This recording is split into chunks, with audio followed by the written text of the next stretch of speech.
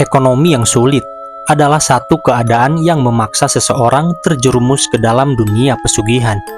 Seperti kisah yang akan dibawakan Kang Maman kali ini, sebuah cerita pesugihan yang diceritakan oleh Baraya KMS, di mana kakak kandungnya dulu terpaksa mengikuti ritual pesugihan di daerah selatan Pangandaran, tepatnya di Goa Sutra Reregan, Desa Selasari.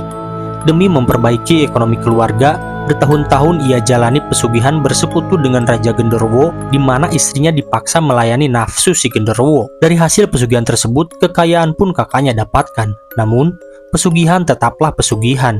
Tak ada yang abadi dari harta yang didapat lewat jalur instan pesugihan.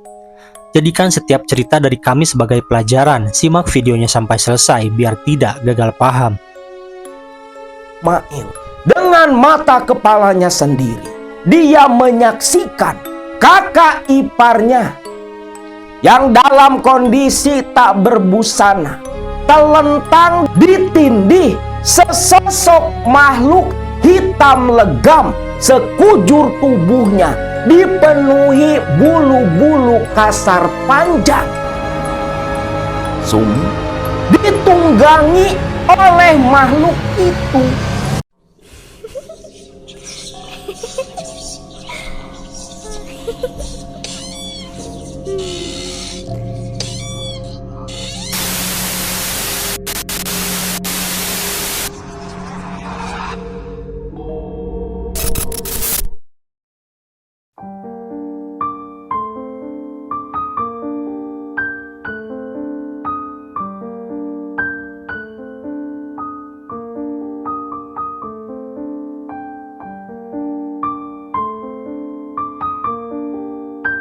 Assalamualaikum warahmatullahi wabarakatuh.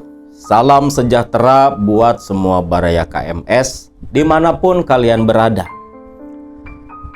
Beberapa waktu yang lalu, Akang kedatangan salah satu Baraya KMS yang menjadi narasumber dari cerita yang hari ini akan Akang sampaikan pada kalian semua.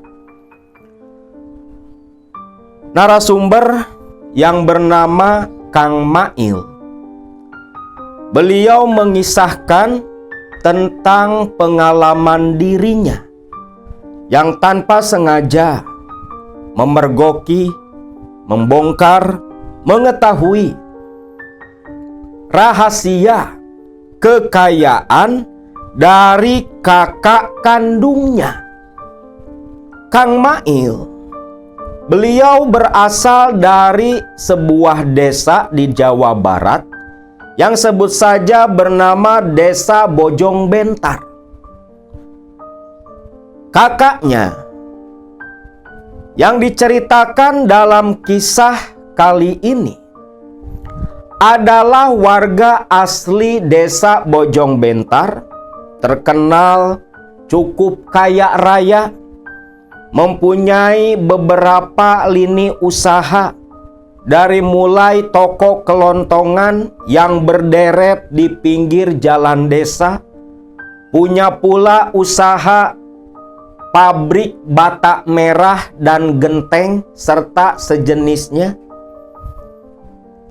Lalu beliau pun, kakak dari Kang Mail, mempunyai usaha sewa panggung untuk acara-acara seperti hajatan. Dulu di tahun 2008, Kang Mail ini sempat bekerja bersama sang kakak.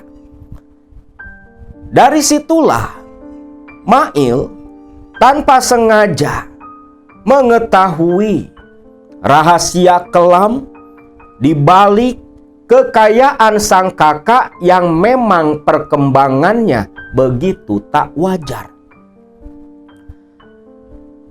Kakak dari Mang Mail yang bernama Pak Eko dan istrinya Bu Sumi, memang di Bojong Bentar ini terkenal begitu banyak hartanya. Mobil truknya ada 2 buah, belum lagi mobil-mobil yang lain.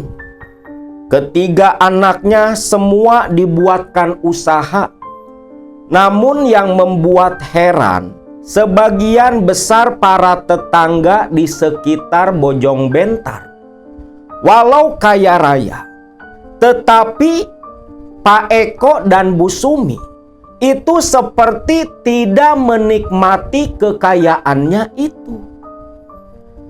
Sehari-hari pakaiannya begitu sederhana. Bu Sumi tak pernah lepas dari daster lusuh yang selalu dia kenakan. Eko suaminya pun sama. Kerjanya sehari-hari hanya koloran, pakai baju kaos bolong, yang sebenarnya untuk ukuran orang kaya seperti mereka itu sudah tak layak pakai. Ketiga anaknya, walau punya usaha masing-masing yang dimodali oleh Pak Eko, tetapi tak ada satupun yang berkembang.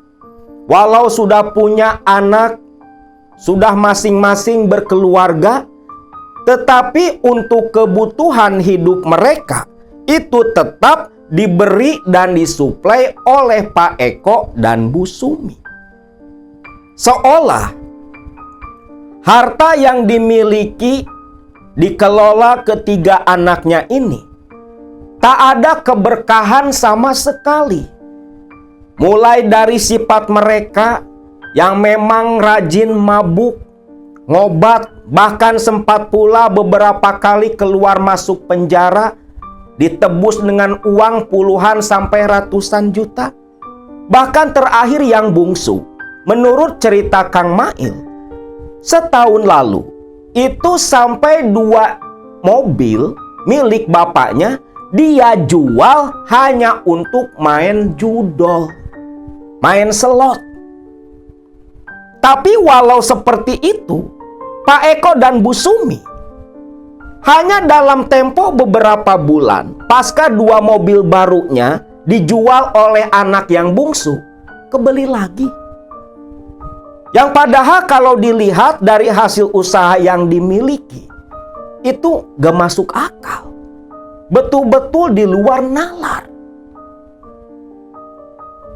Kang Mail pun menceritakan pengalamannya dulu, di mana di tahun 2007 silam, Mail beserta dengan anak dan istrinya. Dia ini kerja di sebuah pabrik di daerah Cikarang sana.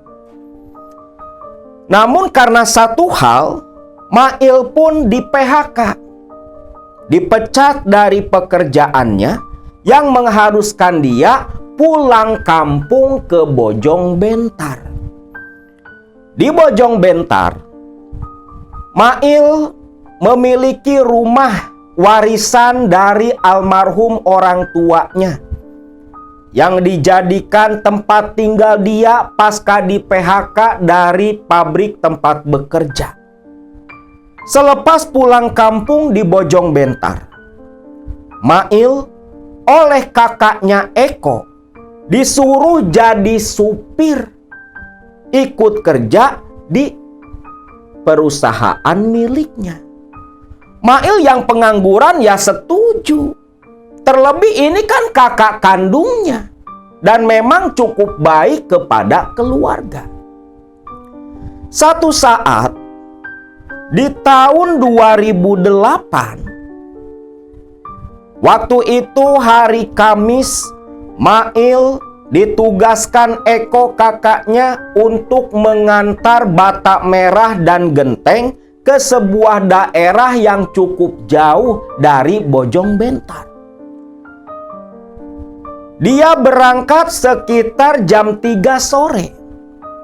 Pulang balik ke Bojong Bentar tepat jam 11 malam. Mobil pun langsung dia masukkan ke garasi. Mail merasa begitu lelah. Kenek yang ikut dengan dia 2 orang sudah pamitan pulang terlebih dulu. Selepas mengunci gerbang garasi yang memang agak jauh dari tempat usaha milik sang kakak, Mail pun berjalan kaki pulang balik ke rumahnya. Nah, menuju ke rumah Kang Mail itu melewati ruko atau toko kelontongan milik sang kakak, yang pada waktu itu baru hanya terdiri dari 2 bangunan saja.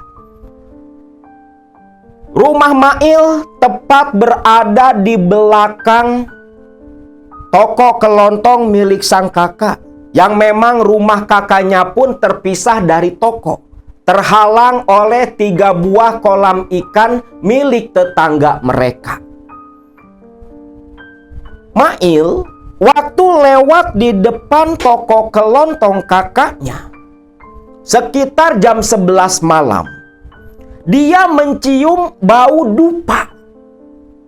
Bau dupa, ini siapa yang bakar dupa jam segini? Pikir Mail. Dicium-cium, ternyata baunya berasal dari toko. Loh, si Teh Sumi, masa iya bakar dupa jam segini? Buat apa? Pikir Mail. Makin dekat ke arah toko kelontongan, aroma dupa itu tercium makin kental. Namun yang membuat Mail terkejut bukan bau dupanya, tetapi suara yang terdengar samar oleh telinganya Mail. Mail mendengar samar-samar suara Teh Sumi, kakaknya itu, melenguh-lenguh seperti sedang melakukan hubungan badan. Aduh, si Teteh, si Kang Eko, kenapa nggak di rumah aja? Gimana coba kalau ada orang lewat? Pasti diintipin kan sama warga? Ucap Mail waktu mendengar suara aktivitas hubungan badan dari dalam ruko sang kakak. Mail tak terlalu peduli. Namun karena semakin lama mendengar suaranya seperti yang begitu kenikmatan, bahkan cenderung terdengar seperti bercampur dengan rasa sakit pula, Mail kan jadi penasaran nih. Dia pun melipir ke pinggir ruko sang kakak. Kaget dia karena jendela rukonya itu terbuka. Sepertinya Sumi dan Eko lupa menutup jendela toko mereka. Mail mendengar suara hubungan badan seolah tepat berada di bawah jendela di dalam toko. Dia pun menoleh kiri kanan memperhatikan situasi di sekitar. Takut ada yang melihat aktivitas si Mail. Mail pun berniat mau mengintip. Lantas dia perhatikan barangkali ada untuk titian, karena agak tinggi tuh jendelanya. Dilihat nggak ada, malah Mail terkejut ketika mendengar suara krosak-krosak dari bagian depan. Aduh, bahaya. Kayaknya masih ada orang, pikir Mail. Dia pun akhirnya mengurungkan niatnya ngintip Teh Sumi. Dengan hati dan pikiran yang penuh rasa penasaran, Mail pun terpaksa langsung bergegas pulang ke rumahnya. Kunci mobil yang biasanya langsung diserahkan ke sang kakak, namun karena tahu lagi pada gituan, gak mungkin Mail mengganggu. Nah, ketika menuju ke rumah tempat tinggalnya, itu kan gak jauh dari rumah sang kakak. Begitu berjalan di jalanan kecil di antara kolam-kolam ikan, ketika tak sengaja melihat ke arah rumah sang kakak, Mail pun terkejut. Loh, itu kayak ada orang, pikir si Mail. Ada sosok yang sedang duduk di kursi di teras depan. Pikiran Mail udah kemana-mana nih. Karena dari bentuk badannya, sosok yang duduk itu Eko, kakak kandungnya. Kalau betul itu Eko, lantas siapa yang lagi gituan sama Teh Sumi di toko? Mail pura-pura tak tahu apa-apa. Dia pun mendekat ke rumah sang kakak. Kang, Il, udah pulang? Udah Kang, mobil udah dimasukin ke garasi. Oh iya Kang, ini uang dari pembeli. Kemarin kan katanya baru bayar DP doang Kang. Eko pun mengangguk, menerima uang dari Mail. Ini Kang, kunci mobilnya. Si Teteh mana Kang? Oh si Teteh, kayaknya sih masih di toko. Tadi baru tutup. Ya paling dia lagi ngitung duit, ucap Eko sambil tersenyum ke arah Mail. Oh gitu ya Kang. Ya udah Kang, saya pamit dulu Kang, mau langsung pulang, ucap Mail. Eko pun hanya mengangguk. Dan selepas menerima uang beserta kunci mobil, Eko langsung bergegas masuk ke dalam rumah. Sepertinya Eko duduk di depan sengaja menunggu Mail datang. Singkat cerita, setibanya di rumah, Mail langsung duduk di kursi. Dia sampai mengerutkan kening. Kang Eko di rumah. Lalu siapa yang lagi gituan sama Teh Sumi? Pikir si Mail. Istrinya Mail pun yang melihat suaminya seperti sedang memikirkan sesuatu, dia pun kan nanya, Kang, ada apa?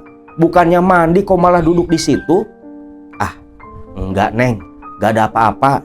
Masih capek aja. Bentar lagi juga Akang langsung mandi. Kamu tidur duluan Gi, ucap Mail. Istrinya pun langsung bergegas masuk ke dalam kamar. Mail akhirnya memutuskan mau ngintip ke toko sang kakak, pengen tahu siapa yang jadi selingkuhan kakak iparnya. Mail nganggapnya si Sumi sama selingkuhannya tuh, karena Eko kan di rumah. Mail mandi, ganti pakaian, lalu dia pun tepat jam 12 malam langsung keluar dari rumah, gak bawa penerangan apapun. Di gelapnya malam itu, Mail kembali berjalan pelan-pelan mau balik ke toko kakaknya. Namun ketika lewat tepat di depan rumah sang kakak, kok bau dupa lagi, pikir si Mail. Mail sampai terdiam tuh di depan halaman rumah kakaknya. Bau dupanya sama dengan bau dupa yang dia cium di toko. Ah, nanti ajalah. Takut keburu si Teh Sumi udahan sama selingkuhannya. Mail pun bergegas ke toko sang kakak. Begitu tiba di dekat bangunan tokonya, Mail masih mendengar suara lenguhan dari Teh Sumi. Memperhatikan lingkungan sekitar, dipastikan tak ada satupun orang. Mail pun mencari-cari titian, ketemulah ada tumpukan batu. Dia ambil satu persatu, diletakkan di bawah jendela yang terbuka. Lalu Mail menaiki tumpukan batu itu, dan ketika melongok mengintip ke dalam ruangan di balik jendela, di situ Mail gemetar ketakutan, bercampur rasa terkejut, bercampur rasa heran. Semua menjadi satu. Mail dengan mata kepalanya sendiri, dia menyaksikan kakak iparnya yang dalam kondisi tak berbusana telentang ditindih sesosok makhluk hitam legam. Sekujur tubuhnya dipenuhi bulu-bulu kasar panjang. Sumi ditunggangi oleh makhluk itu yang besarnya berkali-kali lipat dari tubuh Sumi. Tangan Mail yang memegang pinggiran kusen jendela sampai kerasa lemes tak bertenaga. Tapi Mail penasaran makhluk apa yang menunggangi kakak iparnya. Terlihat pula beberapa batang dupa yang tinggal separoh terbakar masih menyala tak jauh dari posisi kakak iparnya itu. Di situ pula ada beberapa sesaji, umbo rampe, ada pisang raja satu sisir, ada pula degan ijo yang terbuka. Maka pahamlah Mail dengan apa yang dia lihat malam itu. Ketika Mail terus memperhatikan aksi tak wajar antara dua makhluk yang berbeda, saat itulah sosok makhluk yang menunggangi Sumi kakak iparnya kejang-kejang, seperti mau mengeluarkan sesuatu dari bagian bawahnya.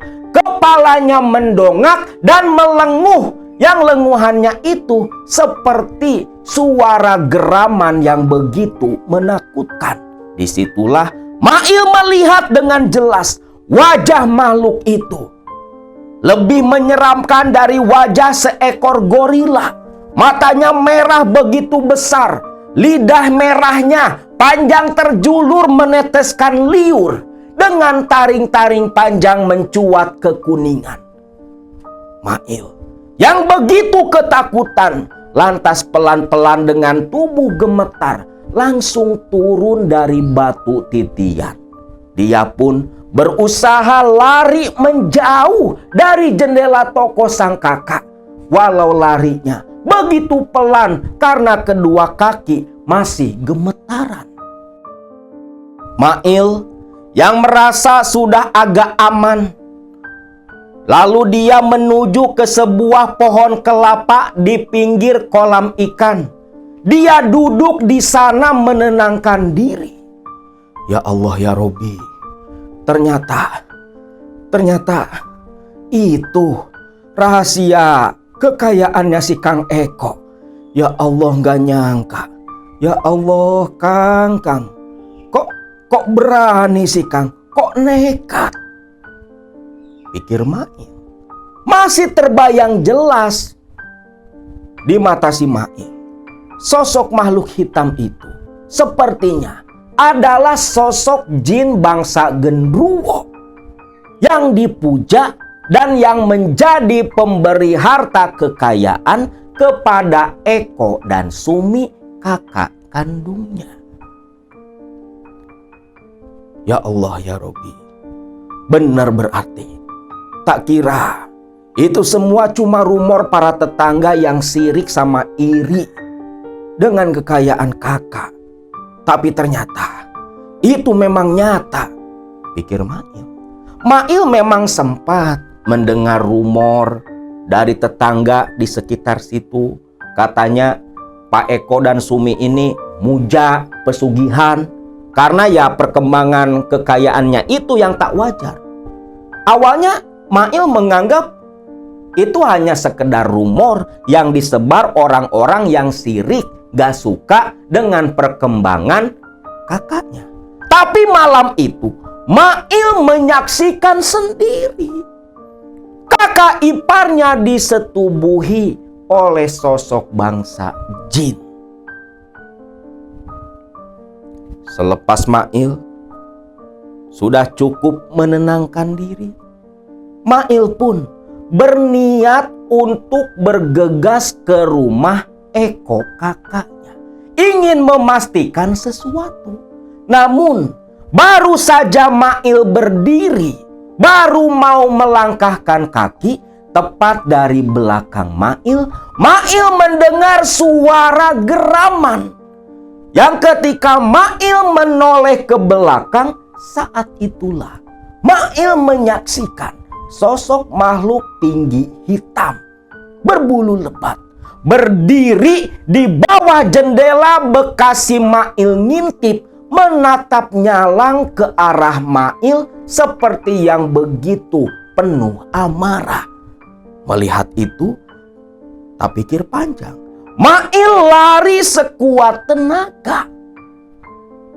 Sampai napas tersengal-sengal, Mail betul-betul ketakutan lantas berhenti tepat di depan halaman rumah Eko kakaknya.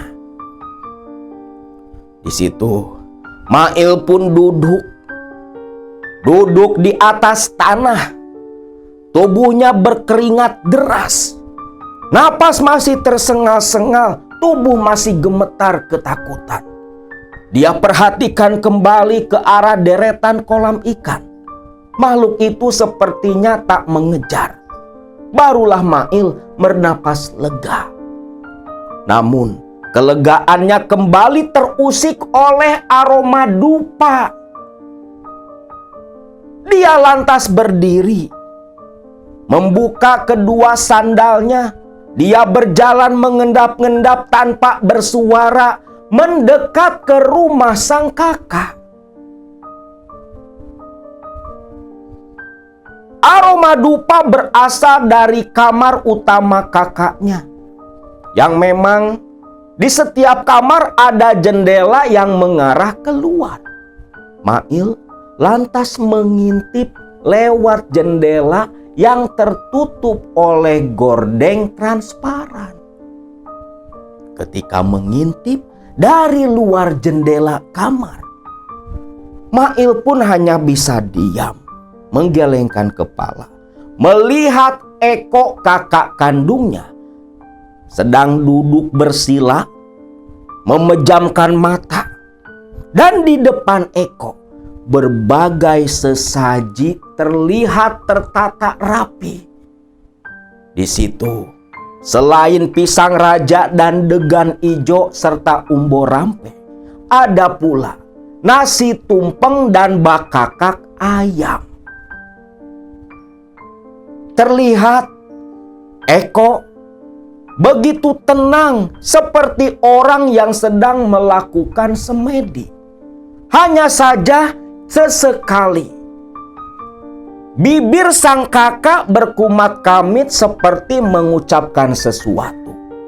Dan samar terdengar oleh telinga Mail.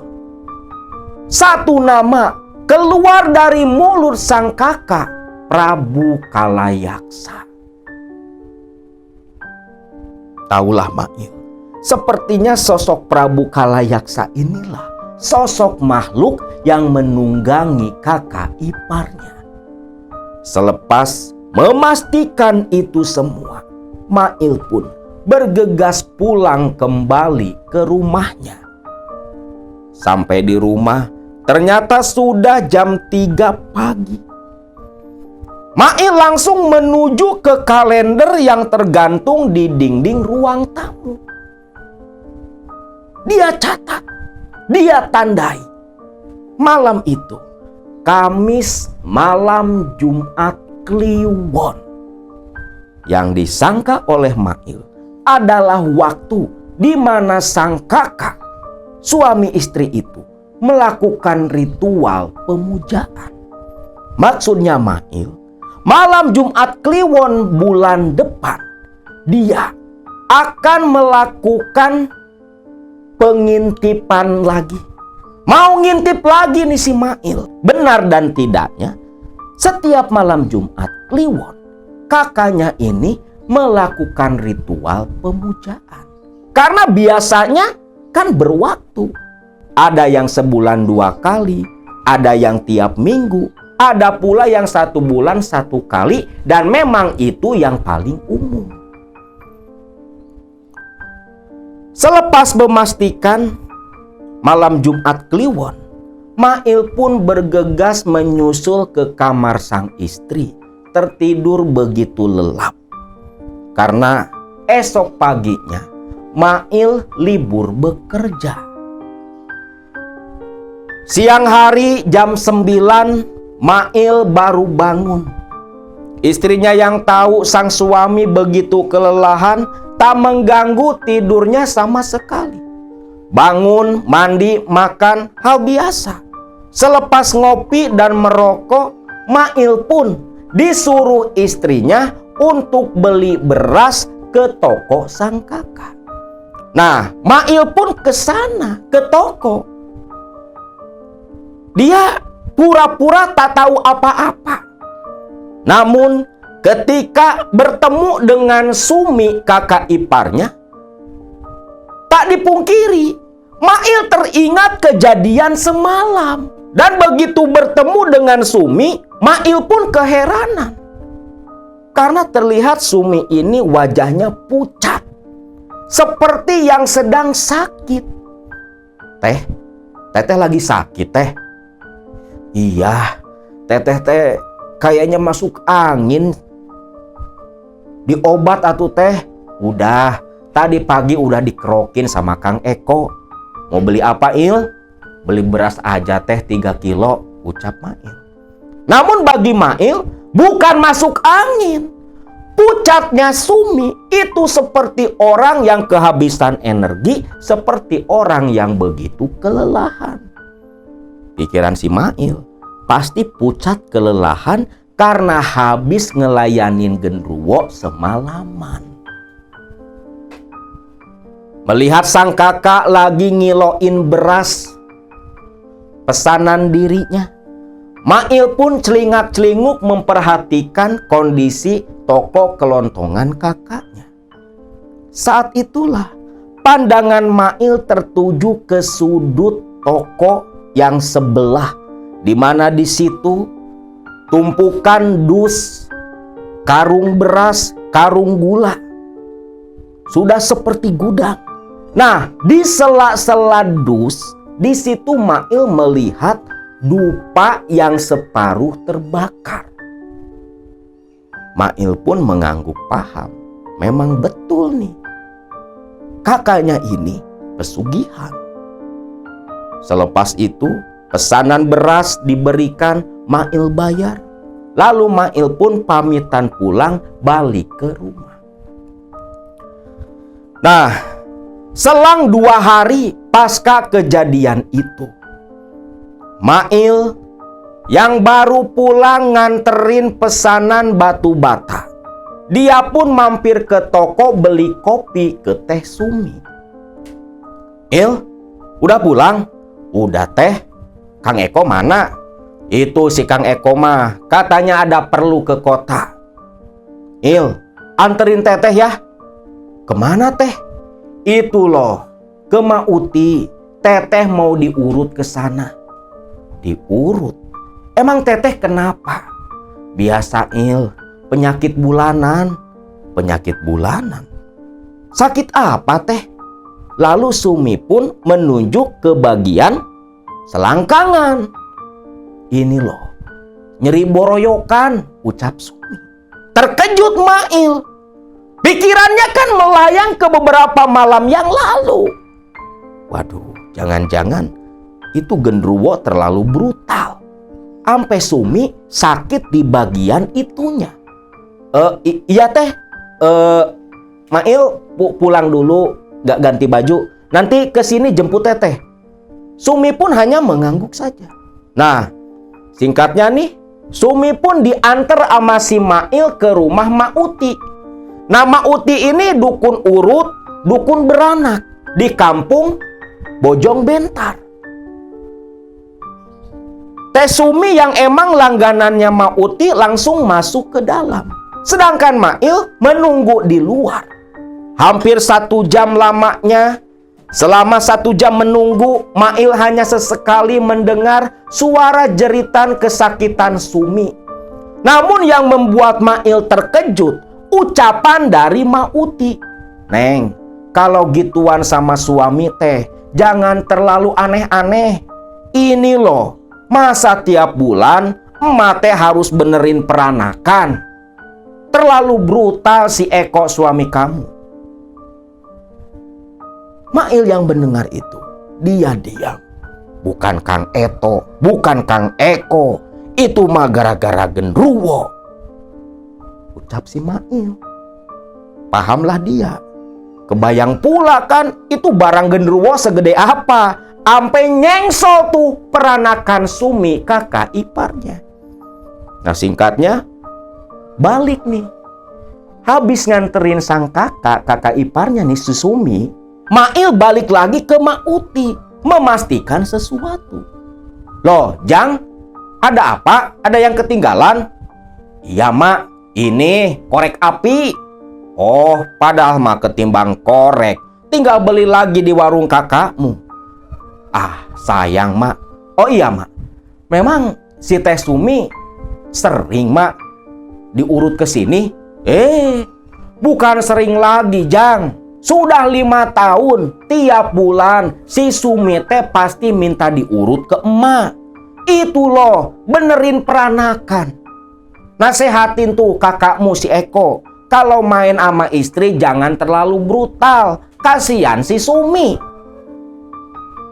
Oh, iya Mak. Nanti tak omongin lah sama Kang Eko.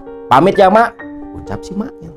Nah, sambil balik pulang, dalam pikiran Mail, benar-benar ternyata. Berarti, ini semua sudah terjadi dari tahun 2003. Pikir Mail. Dan kalau dipikir-pikir juga masuk akal. Karena memang awal mula kakaknya bangkit dari keterpurukan hidup itu di tahun 2003. Karena dulunya kakak iparnya ini dan kakak kandungnya Eko itu orang susah. Kerjanya aja cuman jadi kuli panggul di toko material. Dan Teh Sumi cuma seorang pedagang gorengan keliling di sekitaran Bojong Bentar. Pantas. Berarti memang selama ini Teh Sumi dan Kang Eko bisa kaya dari hasil mujang. Gak nyangka. Betul-betul gak nyangka. Pikir si Mail. Waktu pun berlalu. Selepas kejadian malam Jumat Kliwon itu di tahun 2008, Mail mulai menandai kalender setiap bulan yang dia bulati dengan pensil, yaitu hari Kamis malam Jumat Kliwon. Nah, setiap malam Jumat Kliwon, Mail tiap tengah malam punya aktivitas baru.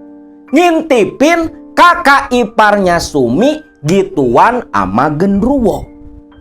Ya kapan lagi dong bisa lihat acara lab manusia ama genderuwo? Mail doang di antara ribuan manusia yang beruntung bisa menyaksikan acara seperti itu. Cuman sayang, gak ada keinginan Kang Mail buat ngerekam gitu.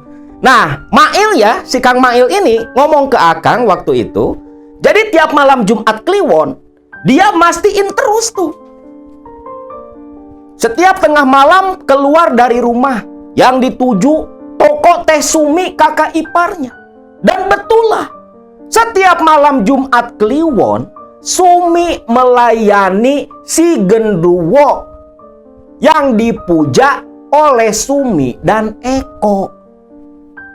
Lalu di tahun 2009, Mail diajak oleh sang kakak untuk mengantar dirinya ke daerah Pakidulan. Tepatnya ke wilayah daerah Ciamis Selatan yang sekarang bernama Kabupaten Pangandaran. Mail ingat betul, di tahun 2009 akhir, kakaknya meminta Mail nyupirin mobil ke sana. Il, besok pagi nggak usah kerja. Kamu anter Akang sama si Teteh ke daerah Pangandaran. Loh, mau kemana, A? Mau liburan? Bukan mau liburan. Akang mau nemuin kokolot di sana. Kokolot Akang? Kokolot apa, Kang? Il, namanya orang punya usaha kayak Akang, itu mesti pakai kokolot, pakai sesepuh, pakai dukun. Biar usaha kita aman, lancar, ada yang menjaga. Nah, dukun Akang yang membantu usaha Akang selama ini yaitu dari daerah Pangandaran. Ucap Kang Eko. Oh, iya Kang lah. Jam berapa? Jam 7. Ucap si Eko. Mail pun paham, lantas dia pun pamitan. Sepanjang perjalanan ke rumah, ternyata Kang Eko dapat pesugihan dari Pangandaran. Tapi dari daerah mana? Pikir si Mail. Dia pun tak terlalu memperdulikan lah. Yang penting sudah mulai ada titik terang. Singkatnya, esok paginya dari Bojong Bentar langsung berangkat ke daerah Pangandaran yang dulu masih wilayah Ciamis Selatan. Tiba masuk ke area Pangandaran. Mereka sempat beristirahat di sebuah warung di pinggir jalan. Kang, ini masih jauh Kang. Ya jauh lah Il. Ya sekitar 1-2 jam lagi lah. Soalnya rumahnya dukun itu ada di pelosok. Ucap Kang Eko. Mail pun hanya mengangguk saja.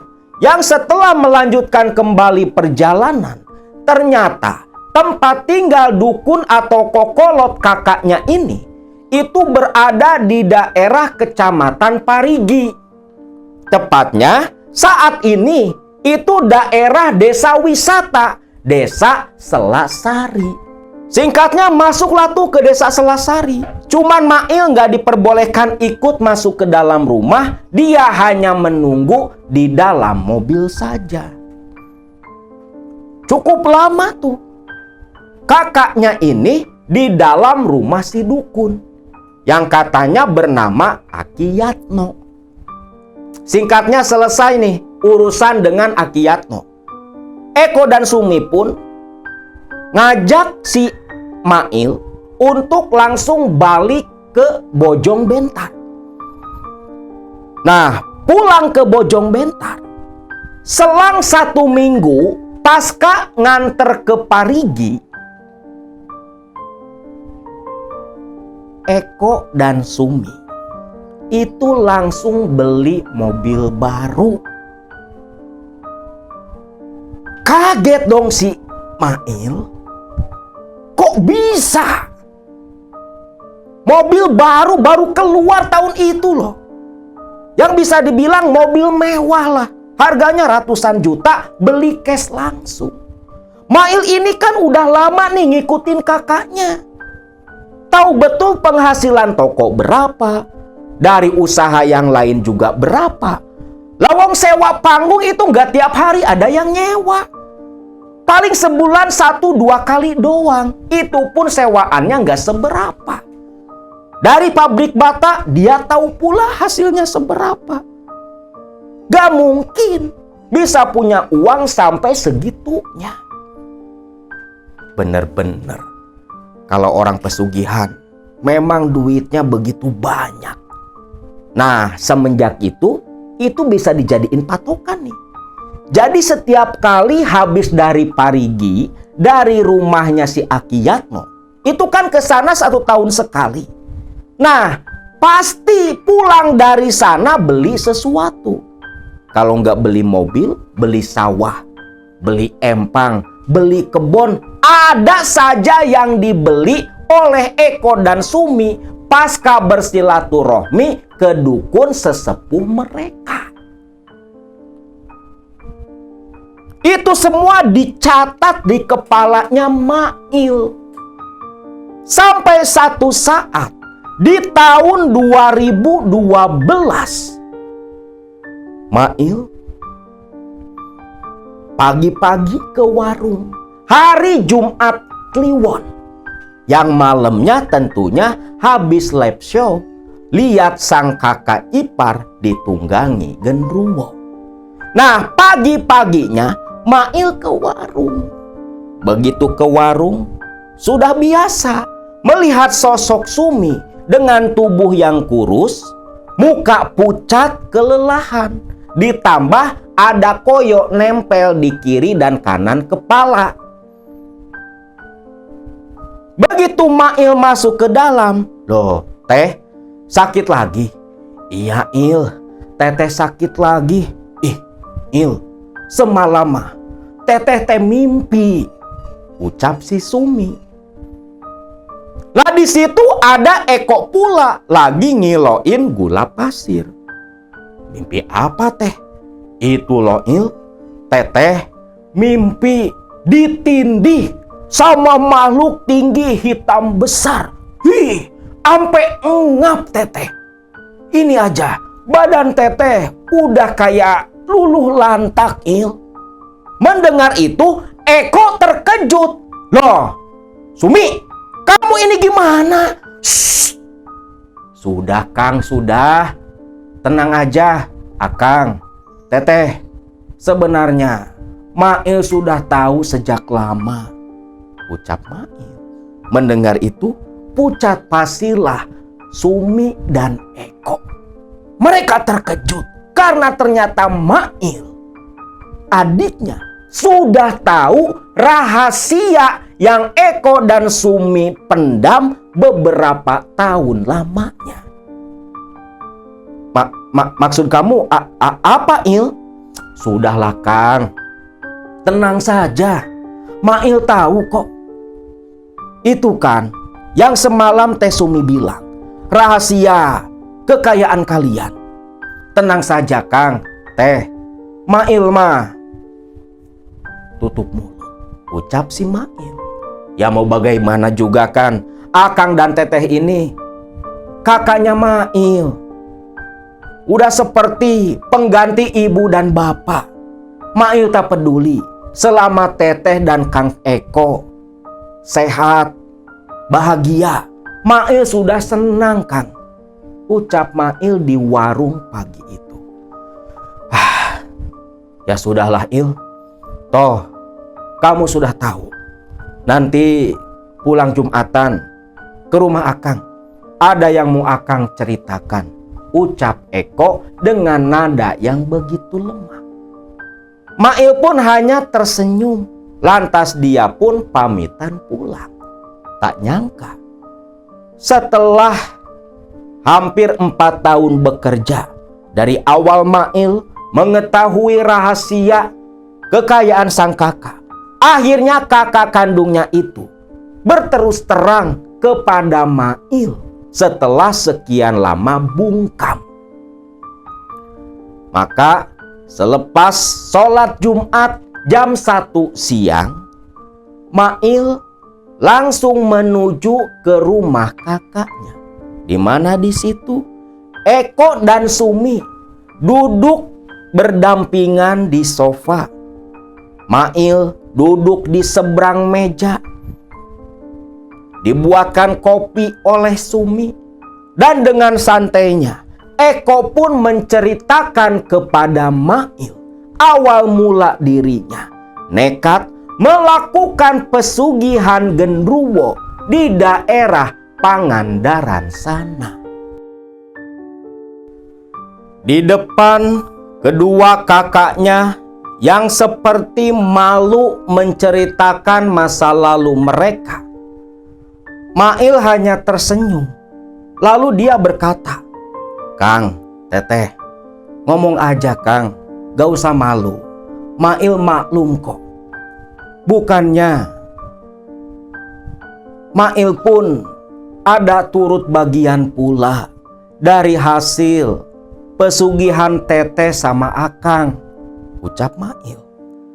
Karena Mail tahu betul dia bisa sekolah ke SMK itu dibiayai oleh kakak iparnya.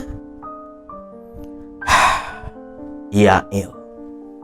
Memang salah satu motif kami sampai melakukan pesugihan, selain karena sudah capek hidup miskin, Akang juga dapat wasiat dari almarhum Bapak buat nyekolahin kamu sama si bungsu, ucap Eko.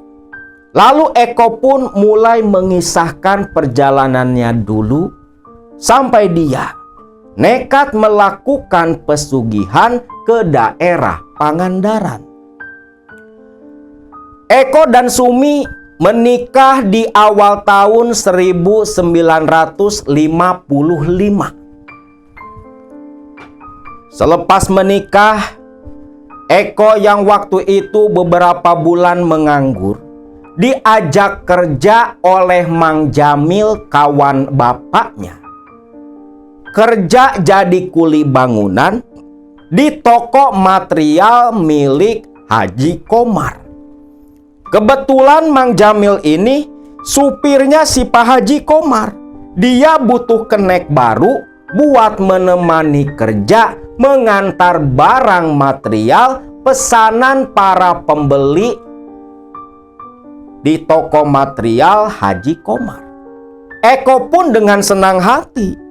Yang penting kerja ada penghasilan. Walaupun kata Mang Jamil, gajinya itu nggak seberapa.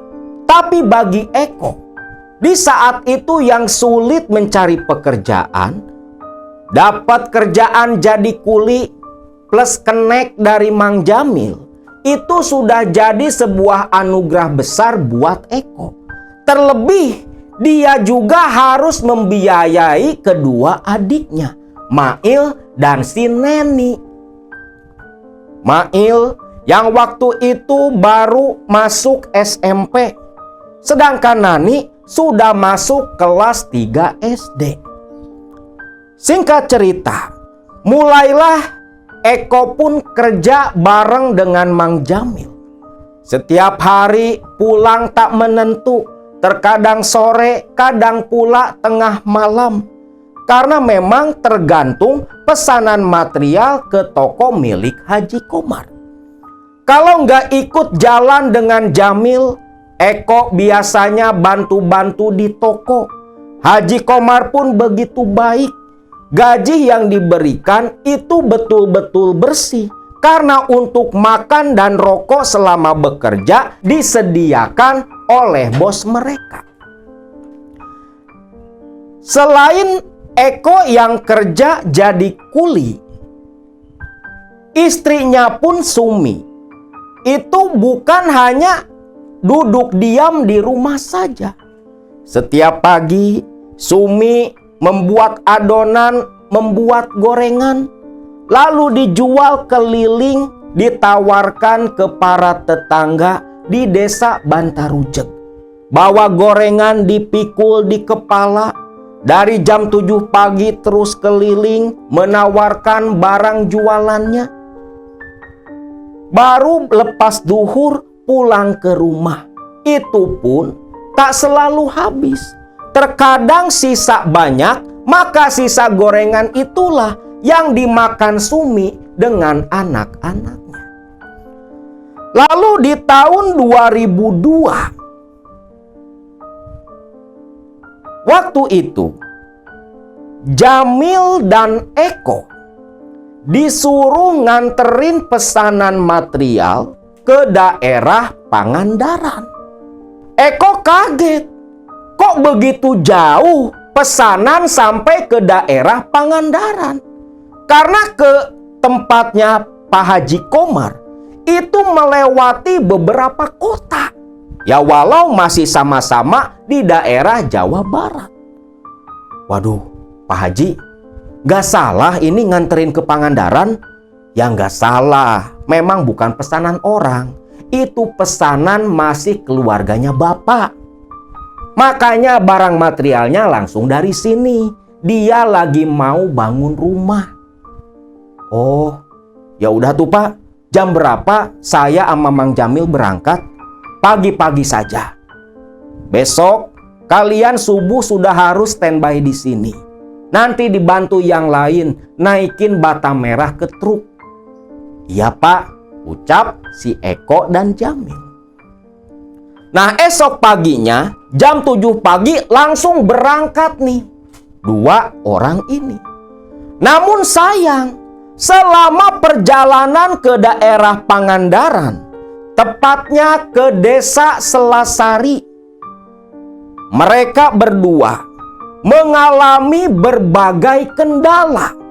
Eko dan Jamil begitu kebingungan. Nih mobil itu servis rutin tiap bulan. Tapi waktu nganterin ke Pangandaran, sampai 8 kali mobil mogok di perjalanan. Yang masalahnya kadang sepele.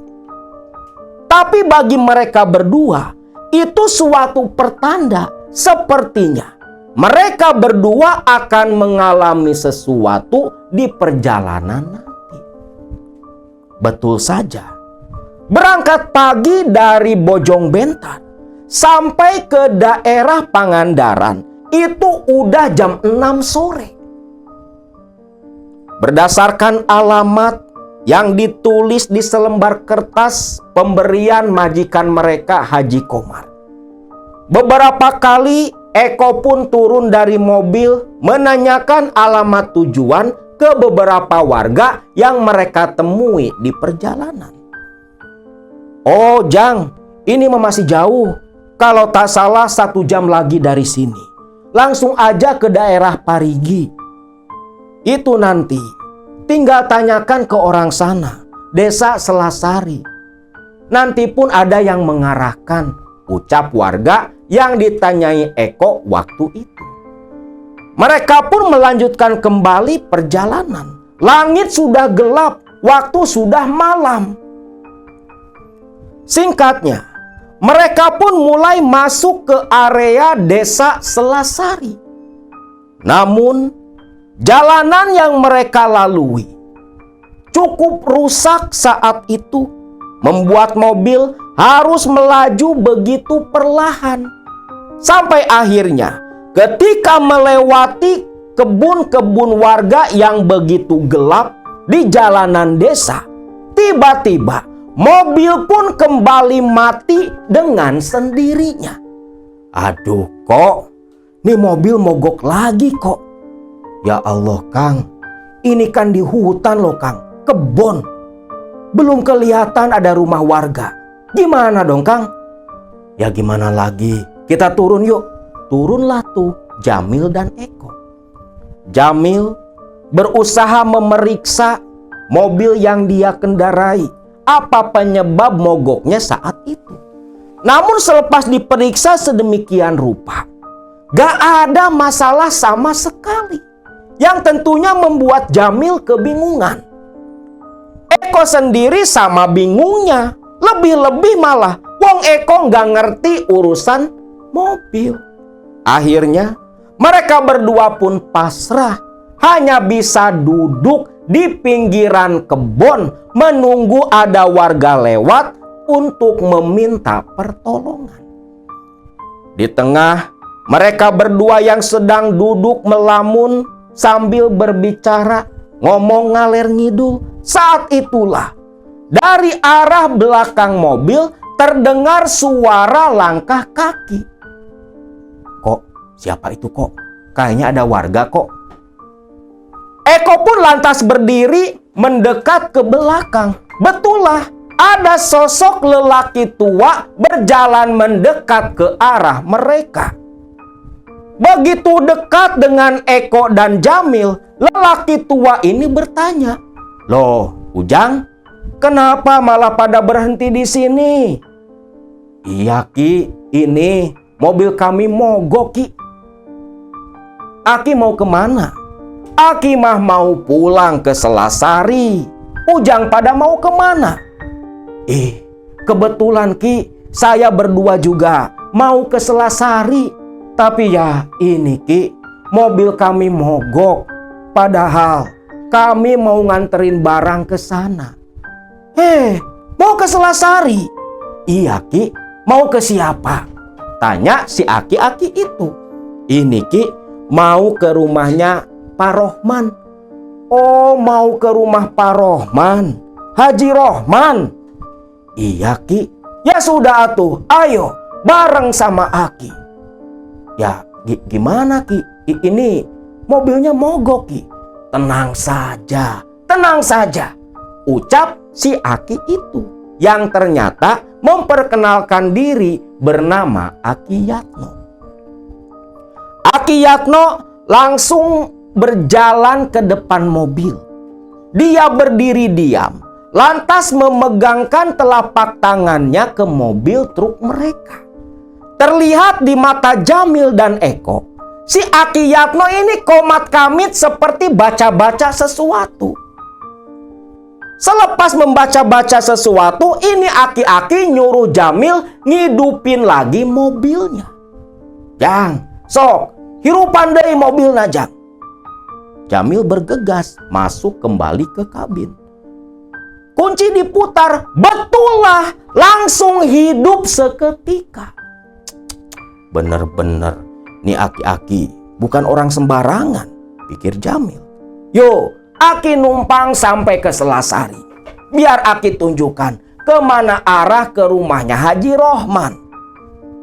Akhirnya, Aki Yatno pun ikut numpang bersama Eko dan Jamil.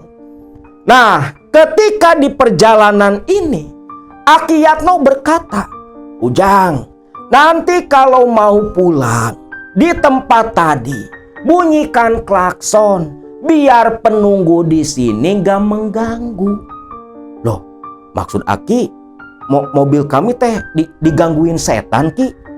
Iya Jang, jangan sembarangan. Kalau masuk ke daerah Pakidulan. Terlebih, kalian berdua ini orang baru. Ucap Ki Yatno sambil terkekeh malam itu. Singkatnya, sampai nih di desa Selasari. Aki Yatno menunjukkan arah menuju rumah Haji Rohman, sedangkan dia diturunkan waktu itu pula karena tinggal berjalan kaki menuju ke rumahnya. Singkat cerita, tibalah nih di rumah Haji Rohman. Di situ pun sudah ada beberapa warga yang menunggu dan langsung menurunkan bahan bangunan yang dibawa dari Haji Komar. Jamil dan Eko istirahat di teras rumahnya Haji Rohman. Ternyata Haji Rohman pun sifatnya sama seperti Haji Komar, begitu baik. Saat itulah Eko yang penasaran menanyakan tentang sosok Aki Yatno yang membantu mereka. Oh, kalian tadi ketemu Aki Yatno? Iya Pak Haji. Mobil kan ngedadak mogok di kebun Pak Haji. Kalau nggak ada Aki Yatno, mungkin besok pagi kami berdua baru tiba di rumah Pak Haji. Pantes. Ya, syukurlah. Kalau ketemu Aki Yatno, segala masalah pasti selesai. Loh, maksud Pak Haji, memangnya Aki Yatno itu siapa Pak? Ya, perlu kalian ketahui, Aki Yatno cukup terkenal di Selasari. Dia itu bisa dibilang sosok yang dituakan, disepuhkan. Orang sakti si Aki Yatno mah. Bahkan nih, tamunya selalu ada tiap hari. Yang minta bantuan ke Aki Yatno bukan hanya orang daerah sini. Bahkan ada pula yang datang dari luar kota, sengaja bertamu mengunjungi Aki Yatno. Ya hanya saja, kalau yang dari luar kota, itu kebanyakan punya niat yang nyeleneh. Niat nyeleneh? Niat nyeleneh apa Pak Haji? Yaitu, katanya sih ya, Pak Haji juga kurang tahu. Tapi kata orang-orang, dari luar kota sering datang berkunjung ke rumah Aki Yatno. Itu minta ditolong untuk pesugihan. Tapi katanya banyak yang berhasil. Buktinya banyak tamu yang tadinya datang naik ojek, gak lama datang ke rumah Aki Yatno, berkunjung lagi udah bawa mobil.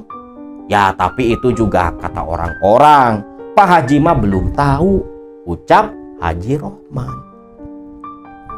Mendengar itu, Jamil dan Eko terdiam. Mereka saling pandang. Tuh, Eko kalau mau punya mobil, mau kaya, ke Aki Yatno, ucap Jamil sambil tertawa. Jamil nggak tahu kalau ucapan Jamil malam itu justru menjadi salah satu motivasi bagi Eko. Singkatnya nih, karena bongkar muat baru selesai hampir larut malam, mereka berdua pun disuruh menginap oleh Haji Rohman. Dan waktu menginap itulah saat Jamil tertidur lelap, Eko malah ngobrol dengan anak buah Haji Rohman yang tadi habis nurunin bahan bangunan. Di kesempatan itulah Eko tanya-tanya tentang Aki Yatno. Ternyata betul, menurut anak buah Haji Rohman, si Aki Yatno itu memang sering bantu orang buat pesugihan. Bahkan dia sendiri pernah minta tolong ke Aki Yatno. Cuma kata Aki Yatno, yang bisa berhasil pesugihan di tempat Aki Yatno itu hanya orang-orang luar Pangandaran. Kalau orang Pangandaran sendiri gak akan bisa. Istilah kata menurut orang Sunda disebutnya kahieman bangkong. Mendengar itu, Eko pun mengangguk paham. Timbullah niatan dalam hati untuk coba-coba suatu saat nanti meminta tolong Aki Yatno. Singkatnya, balik lagi nih ke tempatnya Haji Komar. Pulang dari Haji Komar, Eko setibanya di rumah di Bojong Bentar, dia kepikiran terus tentang Aki Yatno. Sore itu, Eko yang memang ngambil libur 1 hari, dia lagi duduk di rumah, lalu didatangi oleh Sumi istrinya. Sore itu Sumi mengeluh, "Kang, kita teh harus bagaimana ya Kang? Usaha nggak kurang-kurang, tiap sholat selalu berdoa. Tapi tetap saja kehidupan kita masih terus seperti ini. Coba Akang lihat, hanya separuh dagangan Sumi yang terjual. Maaf ya Kang, malam ini kita cuma bisa makan gorengan," ucap si Sumi. Eko pun merasa bersalah karena sebagian penghasilannya kerja di Haji Komar itu buat ngebiayai kedua adiknya. Kalau saja tak harus membiayai adik-adiknya, Sumi tak perlu mesti jualan gorengan untuk menutupi kebutuhan hidup mereka. "Kang, cari atuh Kang." "Cari apa?" "Ya cari kerjaan lain. Kerja apa ke yang duitnya lebih gede? Kalau terus seperti ini, Sumi mah gak sanggup Kang, gak sanggup." Mendengar keluhan sang istri, Eko pun terdiam tak bisa berkata-kata. Nyari kerja kemana? Skill gak punya, hanya punya tenaga. Akhirnya Eko pun teringat Aki Yatno. Ceritalah tuh Eko ke si Sumi perihal Aki Yatno yang sempat dia temui waktu di Selasari. "Ah, yang bener Kang, apa iya si Aki Yatno itu bisa bikin kita kaya raya?" "Ya katanya gitu, itu kata orang-orang sana. Tapi memang bener Neng, si Aki Yatno teh orang sakti. Coba mobil mogok dipegang doang bisa hidup. Siapa tahu kalau kita ke sana mungkin ada jalan dari Aki Yatno." "Kang, kalau memang seperti itu, kita ke sana saja Kang. Secepatnya. Sumi sudah gak sanggup lagi hidup seperti ini Kang. Terlebih Sumi saat ini lagi ngandung Kang, lagi ngandung." Terkejutlah Eko. Dia baru tahu kalau istrinya sedang mengandung. "Loh, udah berapa bulan Mi?" 2 bulan Kang. Itu juga tadi Sumi periksa ke Ma Uti. Kata Ma Uti, sudah nganggrem Kang. Sudah 2 bulan. Alhamdulillah. Jangan alhamdulillah Kang. Ini bagaimana?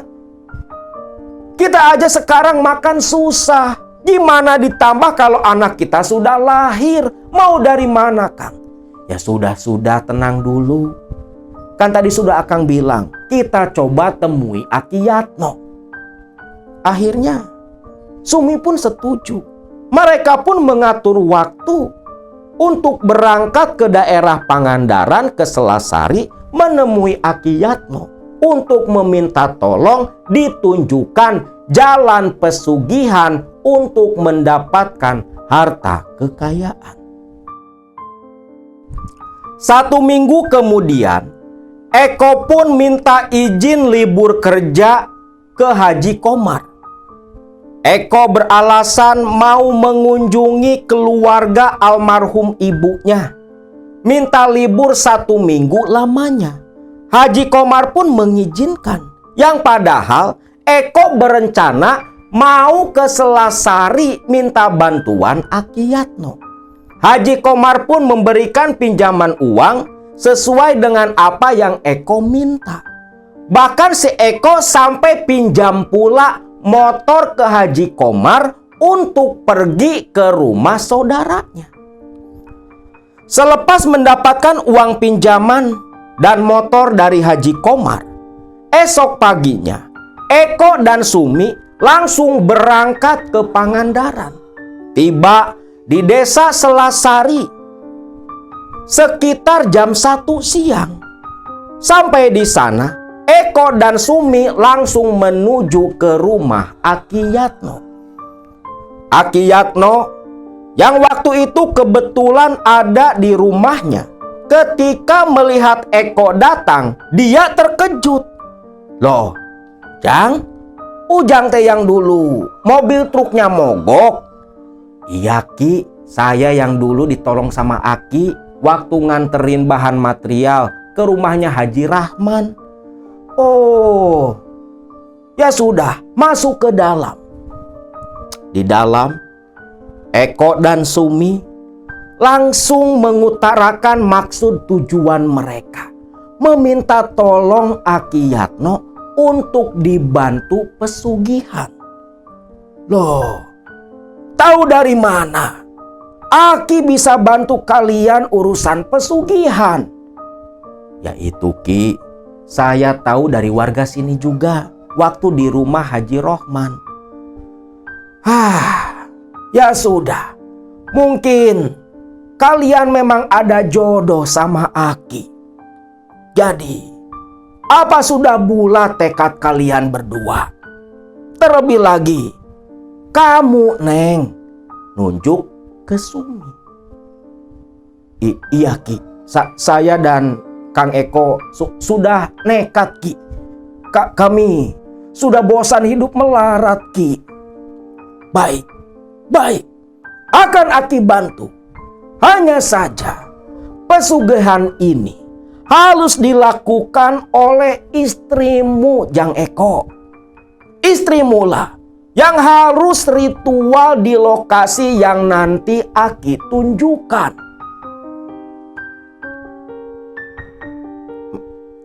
Di mana Ki?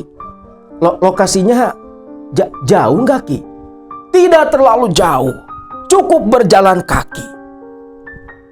Lokasinya itu berada di dalam goa yang disebut Goa Sutra Reregan.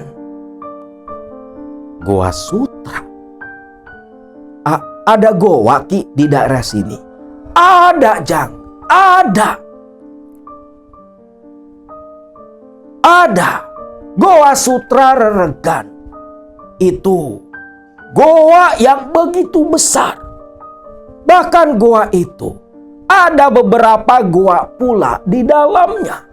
Dan di salah satu goa itulah nanti istrimu harus melakukan semedi beberapa hari sampai didatangi oleh sosok Raja Genruwo, Prabu Kalayaksa, yang nantinya akan memberikan harta kekayaan kepada kalian berdua. Ucap Aki Yatno. Goa Sutra Reregan itu sebuah goa yang menjadi salah satu destinasi wisata saat ini. Tepat berada di Desa Wisata Selasari, Kampung Selak, Kambangan. Goa Reregan atau Goa Sutra Reregan itu adalah goa yang berderet, di mana ketika memasuki Goa Sutra itu ada beberapa cabang goa. Di antaranya disebut Goa Panggung, Goa Parat, Goa Inoh. Ada pula yang disebut Goa Panyipuhan. Goa Sutra Reregan ini pernah pula menjadi tempat penelitian para arkeolog, karena di dalam goa ditemukan benda-benda prasejarah zaman manusia purba. Ada berbagai artefak kuno seperti pisau dari bahan batu obsidian dan sejenisnya, yang disinyalir deretan goa-goa ini dulunya di masa lalu menjadi tempat tinggal manusia-manusia purba. Namun siapa sangka goa tempat wisata yang begitu indah menjadi salah satu destinasi utama di Desa Wisata Selasari. Ternyata di masa lalu sempat dijadikan lokasi pesugihan oleh sosok Aki Yatno. Walaupun orang sekitaran sana, khususnya di Selak Kambangan dan Selasari, tak ada yang mengetahui kalau goa itu jadi tempat pesugihan rahasia Aki Yatno dan para pasiennya. Akang sendiri pun baru tahu, karena taunya itu tempat wisata dengan keindahan stalaktit dan stalagmitnya yang begitu menawan. Ternyata menyimpan sebuah rahasia kelam yang sudah terkubur begitu dalam. Aki Yatno pun menjelaskan tata cara ritual seperti apa yang harus nanti Sumi lakukan. Yang dimana Sumi dan Eko pun harus menyediakan berbagai sesaji. Nasi tumpeng, ayam bakakak, satu sisir pisang raja, satu sisir pisang emas, kopi dan sejenisnya, serta dogan ijo untuk sesaji yang nantinya dipersembahkan kepada Prabu Kalayaksa, Raja Genruwo, penguasa di goa sana. Mendengar itu semua, Eko pun menyanggupi dan menyerahkan kepada Aki Yatno untuk menyiapkan segala keperluan untuk ritual nanti. Malam itu pun, hari Selasa malam Rabu, Eko dan Sumi disuruh menginap di rumah Aki Yatno. Karena hari Rabu malam Kamislah mereka akan memulai ritualnya. Singkatnya, esoknya hari Rabu, Aki Yatno mulai menyiapkan keperluan ritual untuk nanti malam. Selepas maghrib, Sumi sebelum dibawa ke Goa Sutra Reregan, dia pun dimandikan terlebih dulu oleh Aki Yatno, di mana prosesi itu semua langsung disaksikan oleh Eko, suaminya. Tepat selepas azan maghrib, Sumi disuruh menanggalkan semua pakaiannya, dibantu oleh istri Aki Yatno. Sumi pun dimandikan di belakang rumah Aki Yatno dengan air bercampur kembang 7 rupa, di mana selepas selesai dimandikan Sumi oleh istri Aki Yatno, sekujur permukaan tubuhnya itu dibaluri oleh minyak japaron merah. Karena katanya minyak japaron merah ini kesukaan si Raja Genruwo penghuni goa. Nah, selepas selesai ritual dimandikan, dibaluri minyak, Sumi dan Eko diajak Aki Yatno berjalan menuju ke sebuah bukit kapur, lokasi di mana goa Reregan tempat ritual berada. Tiba di depan mulut goa Reregan, Goa Sutra, langsung terlihat stalaktit stalagmit yang begitu indah. Di mana di situ, di mulut goa, Aki Yatno mengajak Eko dan Sumi duduk sebentar bersila. Di mana ternyata Aki Yatno lantas membakar kemenyan,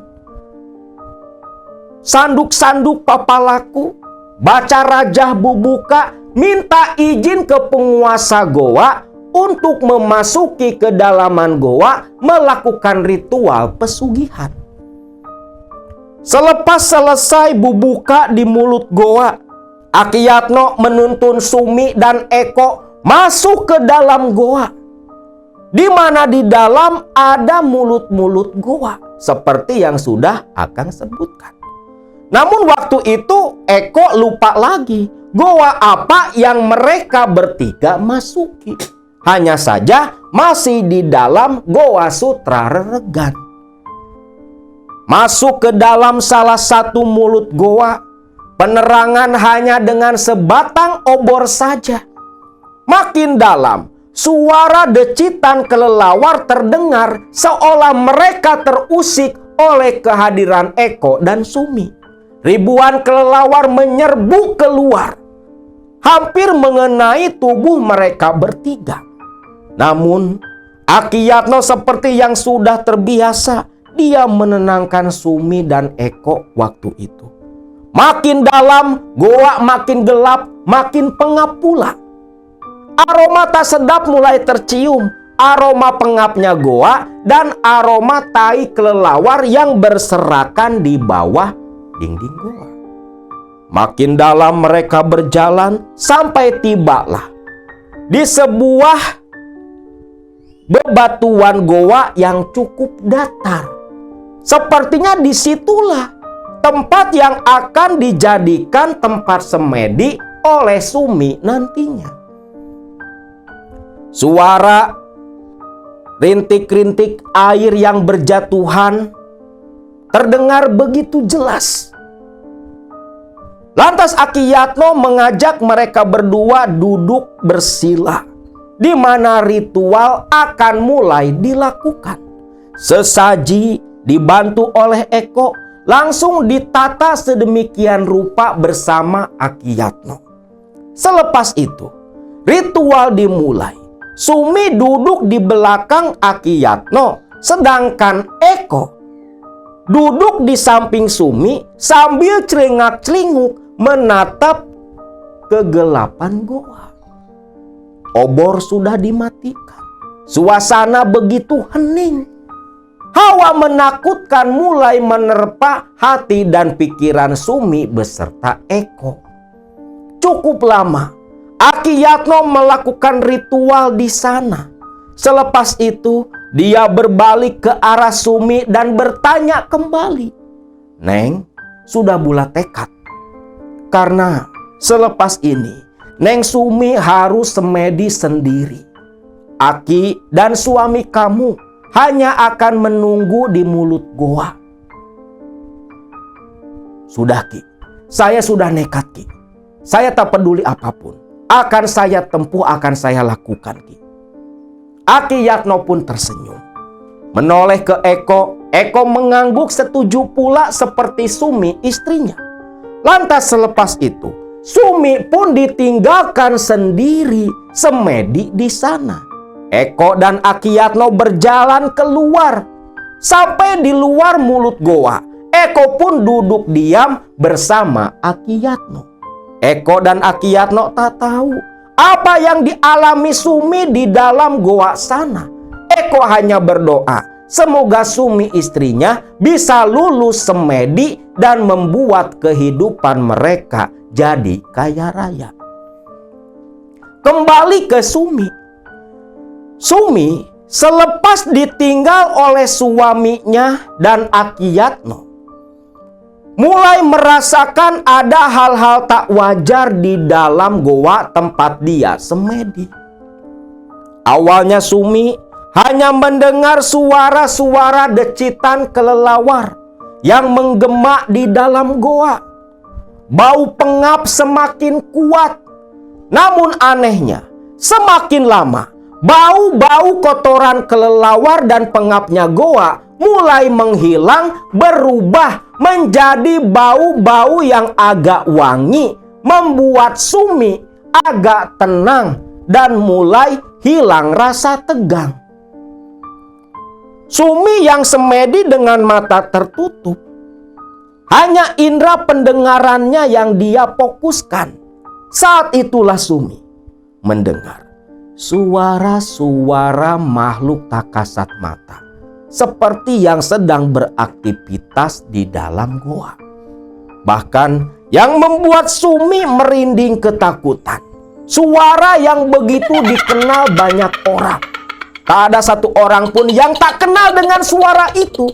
Suara kuntilanak yang seolah-olah di tempat apapun memang selalu ada. Di hutan, di goa, di pohon, ada aja tuh suara. Seolah memang mayoritas setan-setan di negara kita itu bentuknya seperti mereka. Mendengar suara tawa kuntilanak seperti tepat berada di belakang Sumi, tentunya membuat Sumi begitu ketakutan. Namun Sumi ingat, janin dalam tubuhnya itu perlu biaya untuk masa depannya nanti. Sumi pun nekat memberanikan diri. Dia walau mendengar tapi tak terlalu dia dengarkan. Di malam pertama saja ujiannya sedemikian rupa. Terlebih lagi Sumi hanya seorang perempuan. Namun siapa sangka malam itu Sumi pun lulus, tidak tergoda oleh hantu-hantu, setan-setan, siluman-siluman yang berusaha menggagalkan semedinya Sumi. Tepat sekitar jam 5 pagi, Akiyatno pun mengajak Eko untuk menjemput Sumi istrinya. Singkatnya, Sumi dijemput, dibawa pulang kembali ke rumah Akiyatno. Di rumah Akiyatno, Sumi pun menceritakan apa yang dia alami semalam. Lalu di hari kedua, seperti biasa selepas maghrib, Sumi dimandikan kembali oleh Akiyatno.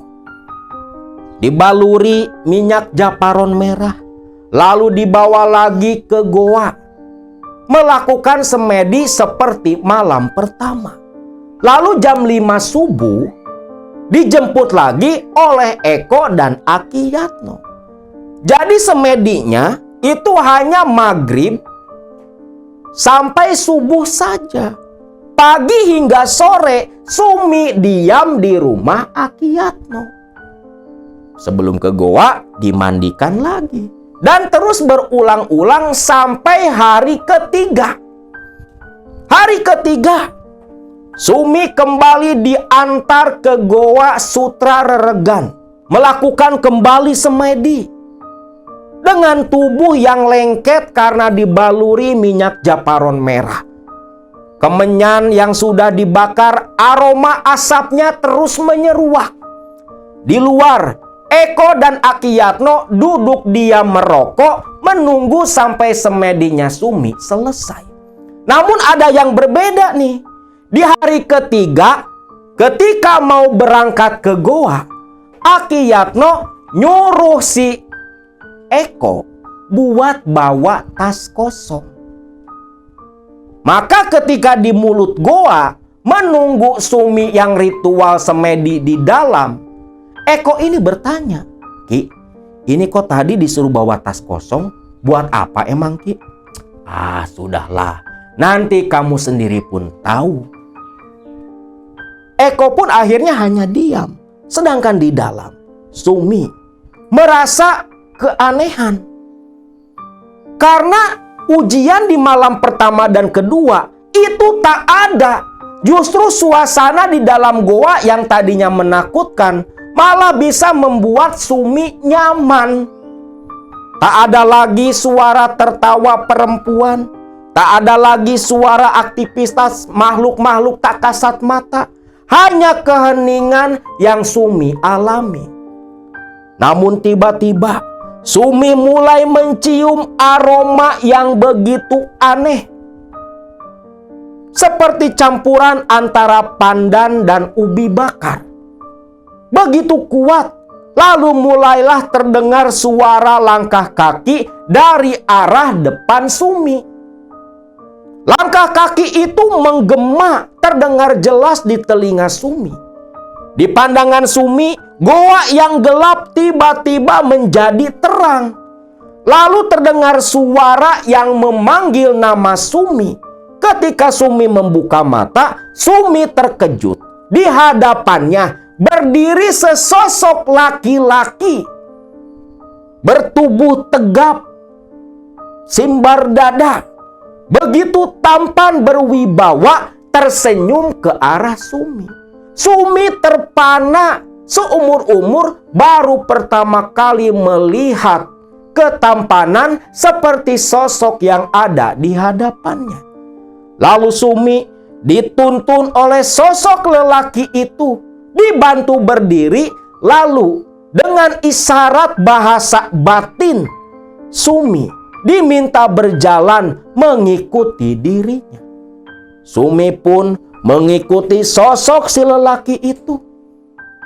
Yang ketika berjalan suasana terang, namun bagian yang sudah dilewati Sumi kembali gelap. Seolah terangnya goa itu berasal dari tubuh si lelaki. Sampai akhirnya, entah sudah berapa lama Sumi berjalan di kedalaman goa. Karena memang menurut para ahli, goa Sutra Reregan ini itu dalamnya sampai ribuan meter. Singkatnya, tibalah Sumi dengan sosok lelaki tampan itu di sebuah lokasi yang bukan goa. Tapi lokasi itu adalah sebuah bangunan. Dalam pandangan Sumi, dia dibawa masuk ke sebuah ruangan seperti kamar yang begitu indah.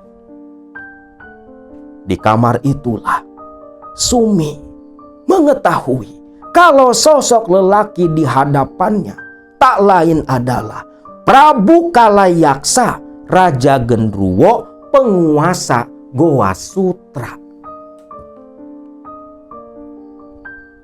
Kok Gendruwo nggak serem, pikiran Sumi.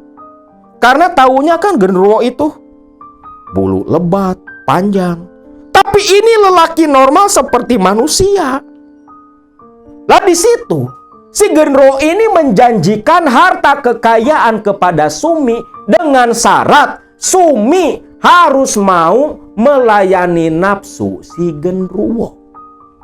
Sumi pun menyetujui tanpa banyak berpikir. Maka Sumi pun mulai menanggalkan pakaiannya.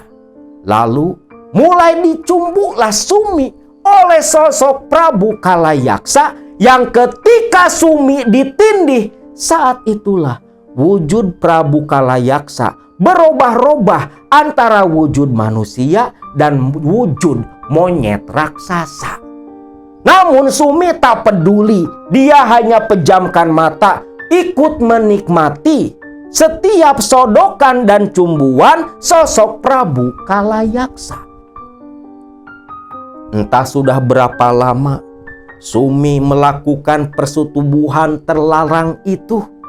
Yang jelas Sumi merasa tubuhnya begitu lelah luluh lantak dan bagian bawahnya terasa sakit akibat dihujami bertubi-tubi.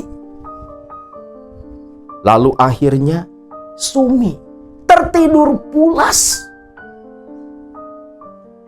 Tanpa sadar, di luar goa sudah mulai pagi. Nah, Jang, sudah pagi. Yuk, kita jemput si Sumi, ucap Aki Yatno. Eko pun mengekor di belakang Aki Yatno masuk ke dalam goa. Dan begitu mereka tiba di lokasi tempat Sumi, Eko terkejut bukan main. Karena di dekat tubuh Sumi yang tergeletak tanpa busana sudah terlihat berserakan uang begitu banyak. Jang, tuh pungutin semua. Itu buat Ujang dan istri dari Prabu Kalayaksa. Aki mau ngurus si Sumi dulu, ucap Ki Yatno. Eko tak peduli Sumi yang kelelahan pingsan tak sadarkan diri. Diurus sama Ki Yatno. Eko hanya fokus mengutin duit yang berserakan begitu banyak. Hampir penuh satu tas baju yang dia bawa. Singkat cerita, terdengar suara erangan dari Sumi. Sumi mulai membuka mata. Terkejut sudah ada suami dan Aki Yatno. Singkat cerita, mereka bertiga pun keluar dari goa dengan Eko yang selalu tersenyum memeluk erat kantong baju yang isinya duit pemberian Raja Genruwo. Lalu tiba di rumah Aki Yatno, Sumi pun disuruh mandi. Selepas itu, Aki Yatno pun menjelaskan ritual lanjutan sebagai pemuja Prabu Kalayaksa, di mana setiap Kamis malam Jumat Kliwon, Eko dan Sumi harus menggelar sesaji. Dan Sumi nanti harus melayani sosok Prabu Kalayaksa. Dan nanti setiap 1 tahun sekali, Sumi dan Eko harus datang ke rumah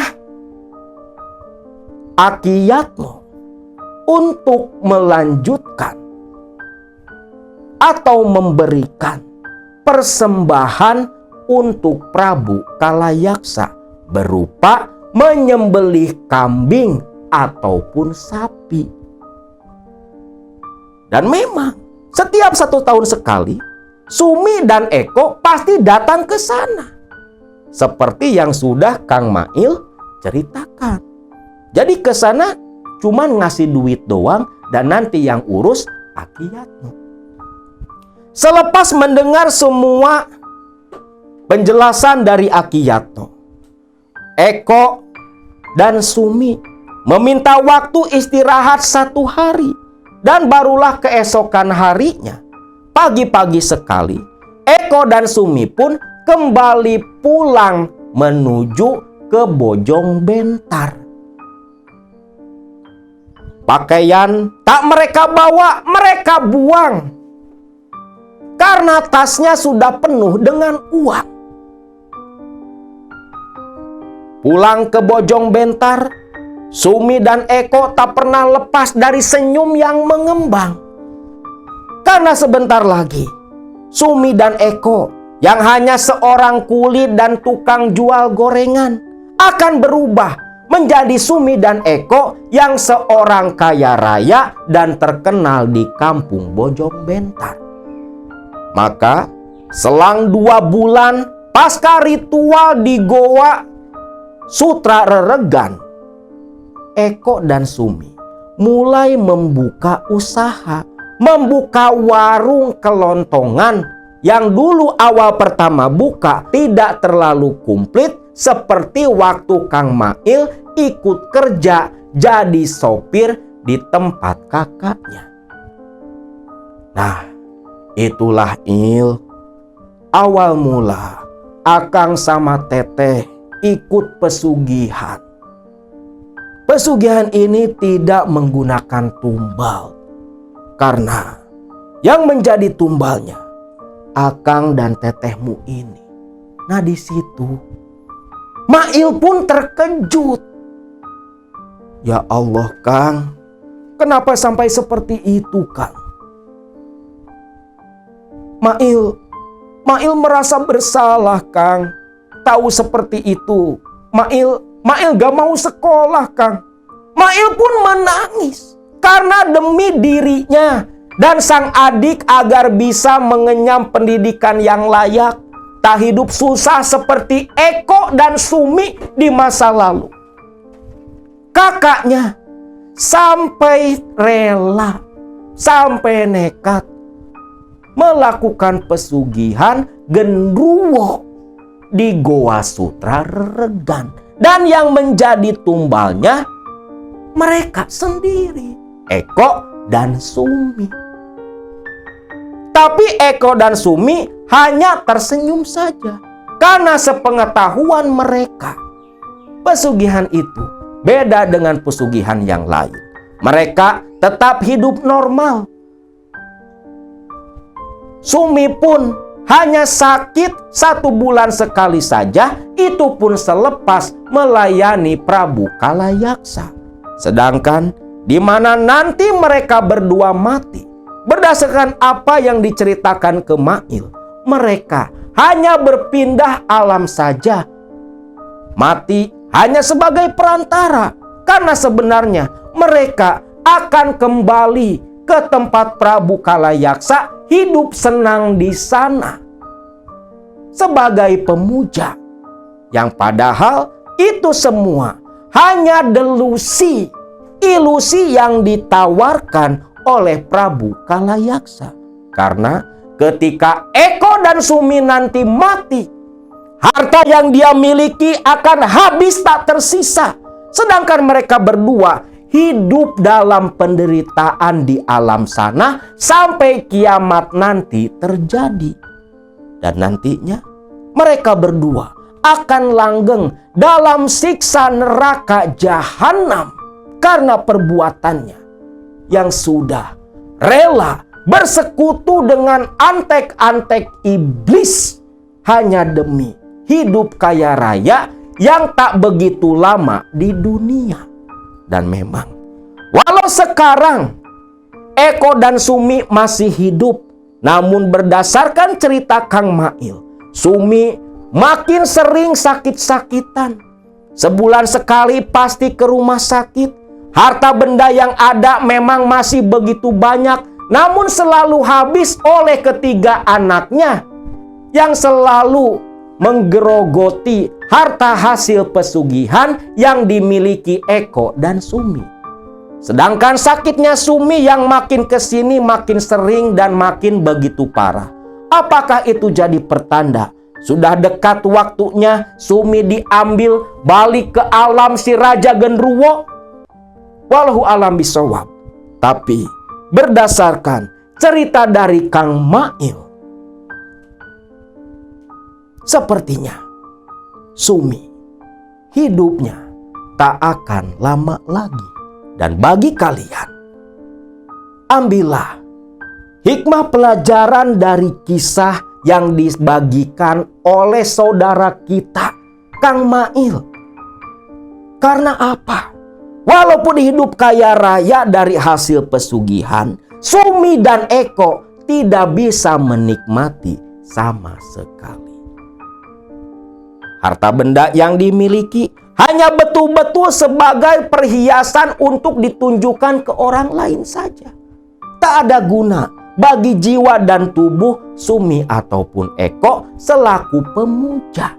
Sia-sia dunia yang begitu banyak yang dimiliki mereka berdua.